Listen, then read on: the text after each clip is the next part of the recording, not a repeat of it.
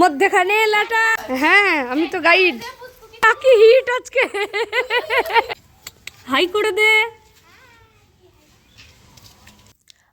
আগের একটা শর্টসে তোমাদের সাথে শেয়ার করেইছিলাম যে কচিকাচারা মিলে ওই বাড়ি বাড়ি চাল ডাল তুলে মানে বেড়াচ্ছিলো। এইটাকে ভাড় বলে দল বলা হয়। তো সেই চাল ডাল সবজি নিয়ে এসে একসাথে পাড়ার সবাই মিলে খিচুড়ি রান্না করা হয়।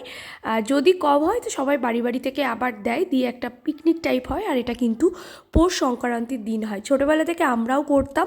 তো এবারে আমাদের কচিকাচাদের সাথে কিন্তু আমি ছিলাম গাইড হিসাবে। না না এমনি আমারও খুব ভালো লাগে এগুলো করতে। আর যেহেতু অনেক ছোটো বাচ্চা কাচ্চা ছিল তো ভাবলাম যে ওদের সাথে আমিও আমাদের পাড়াটুকু যাই।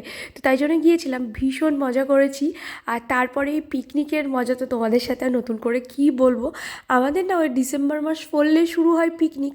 মানে ডিসেম্বর আর জানুয়ারি মিলে মানে কতবার যে আমরা পিকনিক করি, মানে সেটা খিচুড়ি হোক, ডিম ভাত হোক, যাই হোক না কেন, কী মেনুতে হচ্ছে সেটা ম্যাটার করে না।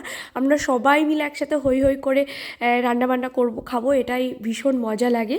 তো আজকে দুপুরের মেনুতে ছিল একেবারে সমস্ত কিছু সবজি দিয়ে, মানে 5 বাড়ির সমস্ত কিছু চাল ডাল দিয়ে সবজি, আর তার সাথে ছিল ল্যাবড়া। তো সত্যি দারুণ লেগেছিল খেতে। আর শীতকালে খিচুড়ি ল্যাবড়ার তো একটা আলাদা কম্বিনেশন, কি বলো তোমরা? তো প্রথমে আমি কচি কাচাদের সাথে খেয়ে নিই, তারপরে আমি পরিবেশন করি। তো এখানে আমি একটু ভিডিও করছিলাম, পরে এখানে সব মা, কাকিমা, পিসিমা, বৌদি সবাই খেতে বসেছিল। তারপরে প্রচণ্ড মজা করেছি। আর এখানে রাত্রিতে হবে ডিম আলুর একটা কষা, তার সাথে কি পরবর্তী শর্টসে তোমাদের সাথে শেয়ার করবো সেটারই প্রিপারেশন চলছিল। চলো সবাই খুব ভালো থেকো, সুস্থ থেকো, টাটা।